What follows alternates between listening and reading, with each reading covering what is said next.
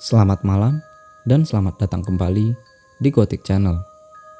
Malam hari ini, gua akan menceritakan sebuah kisah nyata yang dialami oleh seorang pemuda, di mana dia terus-menerus diganggu oleh sahabatnya yang sudah meninggal dalam wujud pocong.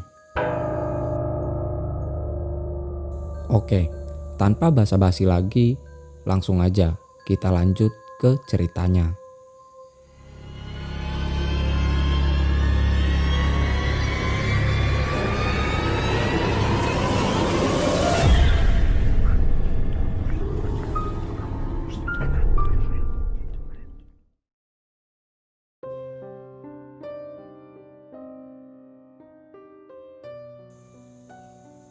Kejadian ini terjadi di tahun 2017 yang dialami oleh Anton. Anton memiliki seorang sahabat yang bernama Indra, di mana mereka sering menghabiskan waktu untuk sekedar mengobrol di sela kesibukan mereka. Anton dan Indra bersahabat sejak mereka duduk di bangku sekolah. Persahabatan itu terjalin hingga mereka lulus dan bekerja. Tapi beberapa hari belakangan ini mereka sudah jarang bertemu, mungkin karena disibukkan dengan pekerjaan mereka masing-masing. Sore itu, sepulang bekerja, Anton duduk di teras depan rumahnya sambil menikmati segelas kopi. Saat menjelang maghrib, tiba-tiba Indra datang menghampiri Anton dan duduk di sebelahnya tanpa bicara sedikit pun. Anton merasa aneh dengan tingkah Indra yang tidak biasanya banyak diam. Di situ, Anton berpikir mungkin sahabatnya sedang ada masalah. Anton kemudian masuk ke dalam dan membuatkan kopi untuk sahabatnya itu. Beberapa menit berselang, Anton kembali keluar sambil membawa segelas kopi untuk Indra. Karena merasa canggung, akhirnya Anton pun membuka obrolan dengan sedikit meledek Indra. "Kenapa lu? Tumben diem aja, lagi ribut ya sama cewek lu?" Di situ Indra hanya terdiam. Dia hanya menggelengkan kepalanya. Suasana pun kembali hening. Beberapa menit berselang, Indra tiba-tiba berucap, "Ton, kayaknya gue mau pergi jauh." Mendengar itu, Anton tidak berpikiran yang aneh-aneh. Yang ada di pikirannya saat itu adalah mungkin Indra akan dipindah kerja ke luar kota. Anton kemudian bertanya, "Emang lu mau dipindah ke daerah mana, Indra?" Di situ Indra hanya tersenyum menatap Anton tanpa berkata sedikit pun. Tak lama dari itu, Indra kemudian berpamitan untuk pulang.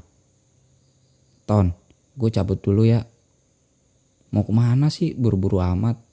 Biasanya juga sampai malam di sini," tanya Anton. "Ntar juga gue datang lagi ke sini," jawab Indra. Selang 30 menit setelah Indra pulang, Anton mendapat telepon dari salah satu teman SMA-nya, yang mana dia adalah teman Indra juga. Namanya adalah Viko. Dia menyuruh Anton untuk segera datang ke rumah Indra. Karena merasa penasaran, Anton kemudian bertanya kepada Viko,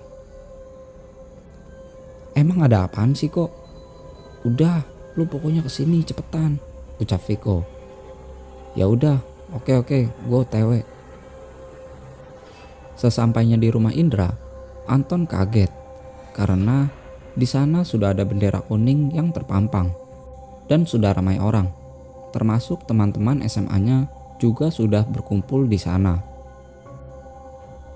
Hal yang membuat Anton lebih syok lagi adalah setelah menanyakan apa yang terjadi kepada kerabat dan saudara Indra, ternyata Indra sudah meninggal sejak jam 3 sore tadi. Di situ Anton tidak bisa berkata-kata karena dia baru saja bertemu Indra beberapa menit yang lalu. Tapi di situ Anton berusaha untuk bersikap biasa saja. Ia tidak mau memperburuk suasana Dan di sisi lain, juga tidak akan ada yang percaya dengan ceritanya. Singkat cerita, atas keinginan orang tuanya, malam itu juga jenazah Indra pun dikebumikan. Setelah pemakaman selesai, Anton kemudian berpamitan untuk pulang lebih dulu karena dia khawatir dengan neneknya yang sendirian di rumah. Dalam perjalanan pulang, tiba-tiba motor Anton terasa berat, seperti ada orang yang ikut membonceng. Saat dia melirik ke arah spion, dia melihat ada sosok Indra dengan wujud pocong, tengah duduk tepat berada di belakangnya. Di situ Anton mencoba untuk tetap tenang agar tidak jatuh. Merasa belum yakin dengan apa yang baru saja dilihatnya, dia pun kembali melirik ke arah spion. Dan sosok itu pun sudah tidak ada. Sesampainya di rumah, Anton langsung mengganti pakaiannya. Karena merasa lelah, dia pun akhirnya tidur. Di dalam tidurnya, Anton bermimpi melihat sosok Indra yang mewujudkan sosok pocong tengah berdiri memandanginya dari salah satu sudut kamar. Sontak, Anton pun terbangun. Tak lama setelah itu, dia mendengar ada yang mengetuk kaca jendela kamarnya. Saat dicek, tidak ada siapa-siapa di sana. Tapi, ketika ia akan merebahkan dirinya kembali, dia mendengar ada yang mengetuk jendelanya lagi. Perlahan Anton mengintip dari balik kelambu. Di sana, dia melihat ada sosok Indra, tapi dengan tubuh yang terbalut kain kafan, sedang duduk di teras rumahnya. Posisinya sama seperti saat dia duduk di sebelah Anton tadi sore. Melihat itu, Anton kemudian langsung keluar dari kamar dan ikut tidur di kamar neneknya sampai pagi pun tiba. Pagi itu, neneknya dijemput oleh salah satu saudaranya untuk pergi ke daerah Bogor dan menginap di sana. Artinya, Anton hanya sendirian di rumah itu. Malam pun tiba.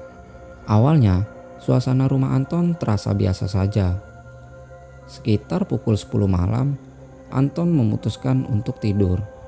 Sampai akhirnya, di tengah malam ia terbangun karena ingin buang air kecil. Saat menuju ke kamar mandi, sekilas di kamar neneknya dia melihat ada sosok putih yang tengah berdiri di sudut kamar. Saat itu ia berpikir, mungkin neneknya sedang melaksanakan sholat malam seperti biasanya. Setelah dia selesai buang air kecil, di situ dia baru sadar kalau neneknya sedang tidak ada di rumah. Seketika, dia pun langsung berlari masuk ke kamarnya dan langsung mengunci pintu tanpa menghiraukan sosok yang tadi dilihat di kamar neneknya. Di dalam kamar, Anton menutup seluruh tubuhnya dengan selimut sambil membaca surat-surat pendek yang ia bisa. Sampai tiba-tiba dia mencium ada aroma singkong bakar. Kemudian dia membuka selimutnya untuk memastikan keadaan. Merasa aman, dia pun kembali menutupi tubuhnya dengan selimut. Tapi saat baru saja dia membaringkan tubuhnya, wajah dari sosok pocong Indra sudah tepat berada di depan matanya. Sebelum Anton pingsan, dia sempat mendengar sosok pocong itu meminta tolong untuk dilepaskan tali pocongnya. Dan setelah itu dia tidak ingat apa-apa lagi. Sampai akhirnya dia terbangun di pagi hari. Melihat jam dinding, Anton kemudian bersiap-siap untuk bekerja seperti biasanya. Singkat cerita, sekitar pukul 6 sore, Anton pulang dari tempat kerjanya. Dari jauh, ia merasa ada yang aneh, karena lampu di dalam rumahnya sudah menyala. Ia pun berpikir jika neneknya sudah pulang dari tempat saudaranya. Anton langsung masuk ke rumah. Karena merasa kebelet, Anton langsung menuju ke kamar mandi. Saat ia menuju ke kamar mandi, dia melihat ada orang yang sedang terbaring di kamar neneknya. Anton pun berpikir mungkin neneknya tidur karena kecapean baru pulang. Dia tidak berani untuk mengganggu neneknya dan lanjut menuju ke kamar mandi. Saat di kamar mandi, telepon genggam Anton berbunyi. Ternyata panggilan itu datang dari saudaranya yang ada di Bogor. Diangkatlah telepon itu. "Ton, nenek minta pulang besok. Bisa nggak kamu jemput nenek besok?" tanya saudaranya. "Loh, emang nenek belum pulang?" "Ya belum, ini makanya saya minta tolong sama kamu. Besok bisa nggak jemput?" Belum habis percakapan itu, Anton kemudian mematikan telepon tersebut dan langsung mengecek ke kamar neneknya. Saat ia membuka kelambu kamar neneknya, di situ ia melihat ada sosok pocong Indra yang sedang berbaring dan langsung berbalik menatap ke arahnya.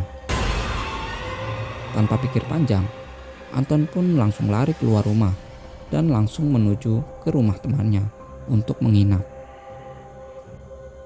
Karena merasa sudah tidak tahan, Anton kemudian menceritakan semuanya. Betapa kagetnya Anton ketika temannya juga mengaku mengalami teror yang hampir sama seperti dirinya. Singkat cerita, keesokan paginya mereka berdua langsung menuju ke rumah keluarga Indra untuk menceritakan semuanya. Awalnya, keluarganya sangat marah, tapi di situ Paman Indra juga mengaku mengalami teror yang sama. Hingga akhirnya pelan-pelan keluarga Indra pun mau mendengarkan cerita mereka. Setelah mendengarkan semuanya, pihak keluarga Indra pun sepakat untuk memanggil orang pintar untuk mencari tahu apa yang sebenarnya terjadi dengan mendiang anaknya. Setelah didatangkan orang pintar, barulah diketahui bahwa ada yang tidak beres saat proses pemakaman jenazah Indra. Ternyata tali pocongnya ada yang belum dibuka. Kemudian keesokan harinya makam Indra pun dibongkar kembali untuk disempurnakan. Setelah proses itu selesai, Anton merasa sangat lega. Dia berpikir kalau sosok sahabatnya itu tidak akan mengganggunya lagi. Tapi ternyata dia salah. Sosok jin Qorin dari sahabatnya itu masih terus menampakkan diri kepadanya. Tapi kali ini tidak dengan wujud pocong. Sampai akhirnya dia pun mulai terbiasa dengan gangguan-gangguan itu. Dan sampai sekarang almarhum Indra masih sering datang untuk menemui Anton, sahabat semasa hidup.